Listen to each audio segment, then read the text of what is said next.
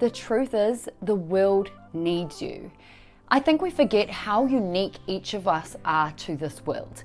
The talent and gifts you hold within is so needed here. God saw a gap and He filled it by creating each and every one of us so that our gifts can be used to fill those gaps. A reason why I believe so many of us face depression and mental warfare is because we feel like we have no purpose, or even worse, we feel like we are not needed and we are more of a burden in this world than a gift. What's up? My name is Shelley and I'm the host from the Heads or Tails podcast. In this episode, we are going to brainstorm and find out what gap you were meant to fill. If you already know your gifts and what your purpose is, welcome, keep listening, because you might just have a revelation of what your next step might be. It may seem that your gifts and talents are insignificant and unworthy, but I'm telling you now, they are so important and they are so incredibly needed. How do I know this? Because God created us all so different, and it's beautiful. The sooner you find out what your God-given gift is, the closer you are to fulfilling your purpose and your calling. The first point I want to try explain is understanding that you are loved uniquely. Before we even start the process of finding out where we're needed in the world, is we have to understand and come into an agreement with the fact that we are loved uniquely by our Creator. That how He feels about another human is completely different to how He feels about you, how He sees you, and how He loves you. Yes, He loves everyone equally and judges us justly, but just like an earthly father sees his children, He loves them equally, but He sees them completely different to each other. He loves them not only because He's their father, but because He recognizes their individuality and He sees their unique gifts, their unique strengths and their weaknesses. He loves them differently. And I mean, He loves you in His own special way that between you and Him, you share a unique love and relationship between each other. For me, a reason why I find it hard to fully connect with God sometimes is I think that God so loved the world. So when I say that, I mean I didn't feel like He loved me uniquely, or He didn't see me how I just thought He saw everyone the same because He loved everyone. He so loved the world. But recently I've discovered that yes, He loves everyone equally, but we are actually loved uniquely. And if you do have a relationship with God, it is going to be completely different to other believers. He has set a unique path for us, one that He intends to walk with us. That path isn't the same as other believers. He's walking with you because He loves you uniquely. It's a relationship. Christianity isn't a religion. I mean, when I say that to people roll their eyes and they think I'm crazy because they're like, duh, it's a religion. But Christians see their faith as a relationship. But that's for another episode. Just watched that back and I'm so sorry. I've almost got a bloody side boob popping out. I'm meant to be teaching and preaching. I'm a bloody heathen. That's what I am. Can I say bloody? Surely. Anyways, second point is called specifically identifying your gift. Because you are uniquely loved by God, He has called you specifically. He has blessed you with gifts that will equip you for your specific calling and purpose. It says in Romans 12:6-8, we have different gifts according to the grace given to each of us. If your gift is prophesying, then prophesy in accordance with your faith. If it is serving, then serve. If it is teaching, then teach. If it is to encourage, then give encouragement. If it is giving, then give generously. If it is to lead, do it diligently. If it is to show mercy, do it cheerfully.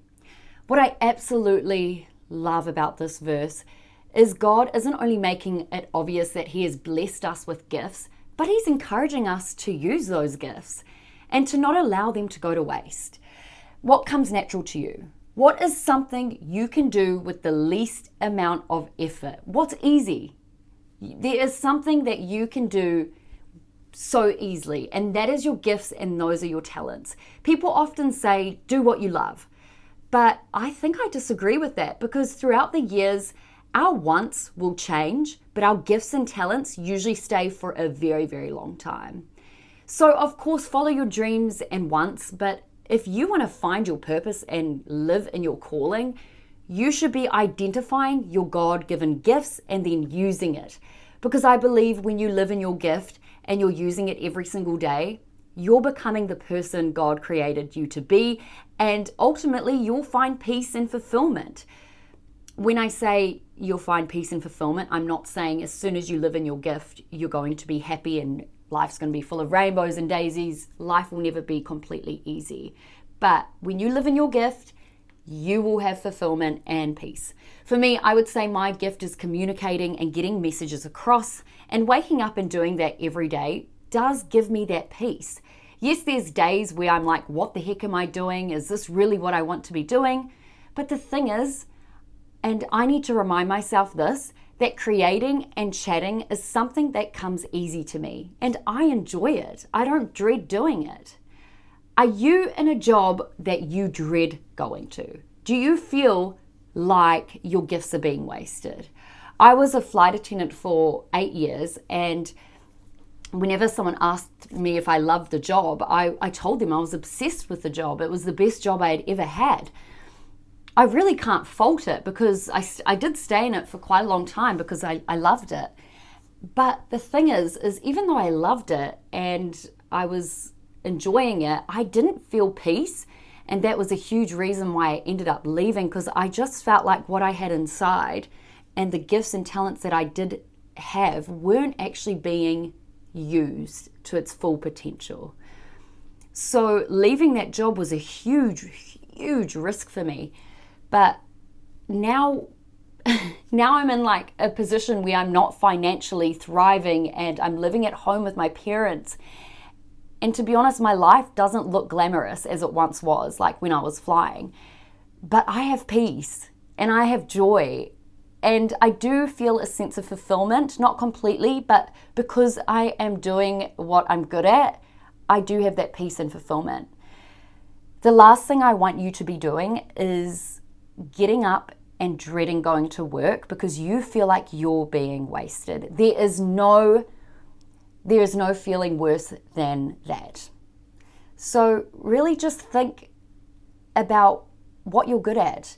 And it's not too late to go and pursue whatever you want to do that your gifts align with. I completely went off my script. I actually have a teleprompter behind you guys. But sometimes it moves too fast and then I have to wing it. So that was winging it. I blabbered, didn't I? So point number 3 is pray and spend time with God. To really find out what your God-given gifts are, we need to spend time with the Holy Spirit, because the best person to reveal it to you is God. Whether you like it or not, He created you and He knows you best. Praying and spending time with Him will allow Him to lead and guide you. But this isn't just a one-off prayer. You need to be seeking Him daily, reading His Word daily. Because seriously, if you start doing things on your own, you'll get lost in trying to venture out seeking your purpose. Your calling and your purpose is in God. So listen to this verse, John 15:4-6. Remain in me and I will remain in you. For a branch cannot produce fruit if it is served from the vine. You cannot be fruitful unless you remain in me. Yes, I am the vine. You are the branches. Those who remain in me and I in them will produce much fruit. For apart from me, you can do nothing. This verse clearly states that when you remain in Jesus, you will produce fruit. I believe that the fruit isn't only joy, hope, and peace, but also I think it does include your gifts and abilities that believers receive from God. So don't get caught up in what you're doing that you miss spending time with the Lord, because honestly, that is the number one thing you should be doing. Before we finish up, I'd like to share something that I heard recently, and it's about the odds of you even being born. And it's a guy called Nick Nimmin on YouTube, and in his video he says this: the chance of you being you is astronomically slim. First, You are only you because your father and mother met, and the chance of those two humans actually meeting is roughly 1 in 200 million. Each woman carries a set number of eggs, and a man can produce 1 trillion sperm cells in his entire life.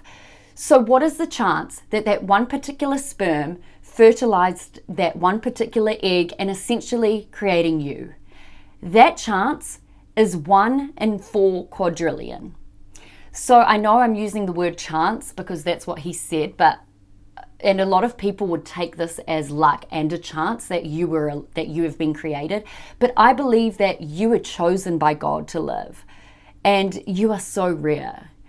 And if you're at a point in your life where you're wrestling with suicidal thoughts and you're constantly battling with thoughts that you are just a waste of space, I want to tell you that God doesn't make mistakes.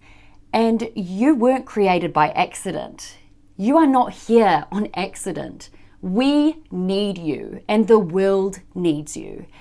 But God doesn't need you. He wants you. That's why He created you, because He loves you uniquely, and He knew the world needed you.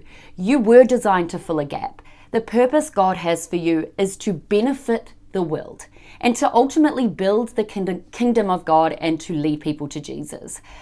So understand that you are loved uniquely, you are called specifically, and start brainstorming and start working with the Lord to find out what your specific calling and giftings are.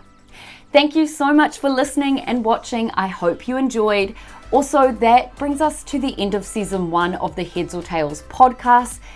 I've had so much fun creating these episodes and videos and just chatting with you guys. It's just felt supernatural and I've enjoyed it. So yes, thank you. I appreciate each and every one of you. Please make sure you like and subscribe to make sure you don't miss what's to come in season 2. Catch you later.